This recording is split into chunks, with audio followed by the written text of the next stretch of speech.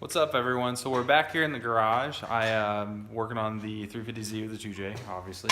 So I wanted to show you guys what I got done today. It was definitely a hectic couple hours getting this 2J in there. I'm not gonna lie to you guys. I'm using the Collins adapter kit, and it's all supposed to be very much bolted in, blah blah blah. Well, they don't really give you directions on which holes to use for the engine mounts. So if you guys end up doing this, someone ends up doing this, it's the front, it's the whole set of 4 holes furthest towards the front of the 2J, which if you're, ever have a 2J that's in a, or a JZ that's in a 240SX, we use the back holes and we kind of mix match them a little bit. On the one side, it's like the middle or whatever. Anyways, it's the front on both sides, and it's the longer mount goes on the passenger side. Honestly, if they would have just labeled it P and D, it would have saved me probably about 45 minutes of time just figuring out which one goes where. So it does use a stock 350Z rubber mounts, which was cool because I didn't have to rig anything up like that. It fits in there pretty factory once you get it in there right. And I had to lift the engine up and down a few times to get it right.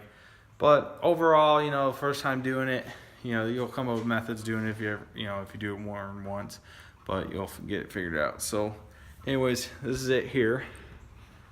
I got it up on the lift. I wanted to show you guys the mount. So of course it's a little dark, but try to see it as best you can. I mean, it all fits up pretty factory. And then the transmission mount, definitely buy the transmission mount if you're going to do this, because you're definitely going to need it. And then you can see my shifter.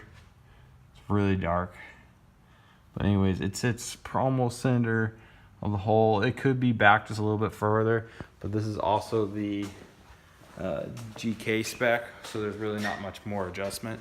So that being said, it's just it is what it is. So I'll lower the car and I'll show you guys what it looks like in a bit.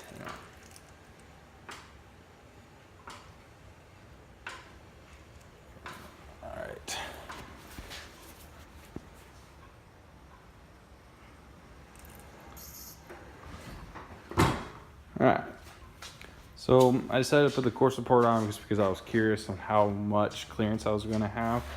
As you can see, it is definitely going to be very, very tight. The radiator, I'll probably end up using a pusher, 2 push fans going this way.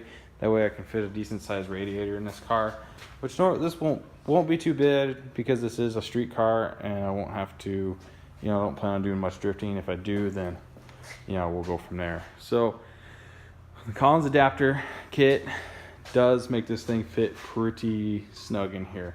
A few things I'll have to change going from the 240 to the Z is my elbow for the turbo. I pretty much just cut it right off because it was sitting right up against this. It was way too snug and it didn't work. And then the same thing about my coolant line. I'm probably gonna have to fit a 90 degree onto that and make it come loop around the turbo like this and then back down. And then the same thing, and then with the turbo I'll probably just notch this further back and then put the 90 on it, or a 45 to get it clocked out a little quicker. But back here I was curious on how much room I was gonna have back here, but as you can see I have a ton of room, which is pretty cool for my fuel lines, access, the heater core, heater lines, all that stuff. So that's pretty sweet. And then down here you see the 2 lines that we talked about earlier, and about the fuel lines where they're going to come up. And my plan is to make them come up, run up along the frame rail up into here, and I'd like to put some bulkhead connectors right here, and then run the fuel lines back behind this cowl, and then put another set of bulkhead connectors off over here somewhere, wherever it's convenient. That way I can run in there and their fuel lines would be hidden, which would be pretty cool. So that's the plan for that. That's it for today. I'm going to, just want to show you guys this. Definitely looks really cool in there. But that's it for today. I'm tired, going home. Stayed late after work to get this done. It's rainy and wet today, so we're very slow. I think I ran the excavator maybe twice today, all for the whole thing. So being able to get this done. Very stoked about. It's definitely a milestone. The wiring specialties harness will be here probably within the next week or two. They're building it now, so I figure at least a week downtime for building, and then possibly another week, with the shipping or whatever. So I want to have everything buttoned up before I get that. That way I can plug in the harness and hopefully start the car and have it sitting here running, and then send this thing down to Memphis and get Forrest Lester to tune it. So anyways, that's a wrap for today.